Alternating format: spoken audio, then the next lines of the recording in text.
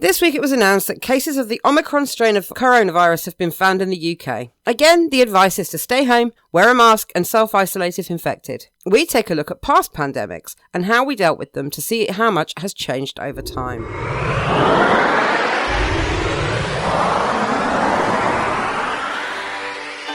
1348 saw one of the worst pandemics in history hit the shores of England. The ominously titled Black Death was a bacterial infection spread by the bite of fleas found on black rats. It was called the Black Death due to the black marks which developed on the victim's skin. Patients also suffered from fever, vomiting and diarrhea, and bleeding from the mouth and nose. Very few patients survived longer than 5 days, and by the end of the pandemic in 1350, it's estimated that 1/3 of all people in England, or approximately 2 million people, had died. In 2021, we know how to treat bacterial infections and know how to deal with patients who develop these symptoms, but in the 14th century, very little was known about what caused disease. So faced with this devastating outbreak, what did people do to try to keep themselves safe? Many of the cures seem pretty wacky to us in the 21st century, but they had a logical basis. I'm sure you've heard stories of people eating emeralds and drinking black treacle, but these were not the most common approaches. The medieval doctors, having no idea how to cure the disease, instead focused on its prevention. Most people believed in something called a miasma. This literally means bad air, and so people would try to prevent themselves breathing this bad air by lighting fires or breathing through handkerchiefs scented with herbs. Any household who succumbed to the plague was locked in their home until they were all dead or only the healthy remained. Both of these approaches are not dissimilar to the advice of self-isolation and wearing masks that we've been given. However, many people in the 14th century saw the plague as a punishment from God, and some turned to self-flagellation in the hope that by punishing themselves, God would not allow them to catch the plague. Others punished and killed non-Christians, including Jews and Muslims, by burning them and trying to gain God's favour. Some doctors attempted to save their patients using bloodletting. Doctors believed the body's fluids were finely balanced and sickness was caused by an imbalance, so removing some of the blood would help to rebalance the fluids and the patient would recover. As you can imagine, this was far from effective. Now we fast forward 300 years to the plague you probably remember studying at school. In 1665, a bacterial plague once again broke out in England. It was common for plagues to occur, but the ones that history remembers are the worst. This time, London was the worst hit, with an estimated 100,000 deaths. Many of the rich and wealthy fled London and went to the villages of Chelsea and Hampton Court to protect themselves. Parliament was postponed. The Scots closed the border with England and all trade was banned. The poor, however, had no choice but to stay and stick it out. You will notice the idea of social distancing and isolation was this time much stronger. In fact, the village of Eam in Derbyshire took the decision to quarantine themselves entirely when their plague hit their village. In total, approximately 75% of the village died from the plague, but they believed they were doing the right thing in preventing its further spread. The City of London also banned public gatherings and fairs. Interestingly, money was transferred by dropping it in vinegar, and doctors advised people to fumigate their homes. However, the superstitious cures of the 14th century hadn't gone away completely. For example, people carried bottles of perfume and wore lucky charms. Cures for the plague included the letters abracadabra written in a triangle, a lucky hare's foot, dried toads, leeches, and pressing a plucked chicken against the plague sores until it died. Zipping forward once more another 300 years and we find ourselves in 1919, in a country ravaged by war. The first cases of the pandemic were found in Spain, hence it became known as the Spanish flu. Soldiers returning from the front brought back the disease, which spread quickly among the population. This disease was much more similar to coronavirus in nature than the bacterial plagues of previous centuries. The recommended preventions will seem familiar to us also. People were terrified of the disease, which seemed to strike down people in their 20s and 30s, much more than any other group. Some extreme preventions people tried included drinking large quantities of alcohol or gargling with paraffin. However, advice issued by the government was far more sensible. They advised avoiding crowds and spacing out journeys to get onto less crowded public transport, avoid shaking hands and kissing, and strangely, gargling with potash and salt. Shops and businesses disinfected their premises regularly, and those who caught the disease had to self-isolate. However, there was no NHS, and the government were reluctant to centralise control of the disease management, so approaches were inconsistent throughout the country. The government did produce public information films, but each local authority had to apply separately for access to the video. Add to all of this, the local health boards could only advise doctors. They had no authority to actually enforce the measures. Some schools and businesses were closed, but again, this was not consistent, and many cinemas installed better ventilation. 52% of the doctors were still away at the front, so the remaining doctors were overwhelmed with cases. The media often didn't help with prevention, running headlines like "Women won't wear ugly masks," and the Sussex Daily News joked that influenza was no more than an ingenious attempt to sabotage the forthcoming general election. Regardless of the attitudes of the media, the Spanish flu is estimated to have killed approximately 228,000 people in the UK alone. So looking back, we can say that many of the more superstitious and crazy preventions of the past have certainly fallen by the wayside. But some ideas such as self-isolation, social distancing and mask wearing have lasted the centuries. Why do we continue to do these things? Because they work. People have always seen government directions as interference in their lives and found reasons not to follow them. But ultimately, in the 21st century, we are lucky to have the scientific understanding of the causes of disease, the centralised systems which ensure the same advice is given to all, and the NHS which provides us with superior disease treatment for free. And I, for one, am glad of it. Okay, that's everything for today. I usually make GCSE revision videos, so shuffle over to my channel to see my other content. Don't forget to like and subscribe and leave me a comment, please. I always reply as quickly as I can. And don't forget that if you like my content, I really appreciate if you buy me a coffee to keep me going. The link is in the description, and that's everything for today. I will see you next time.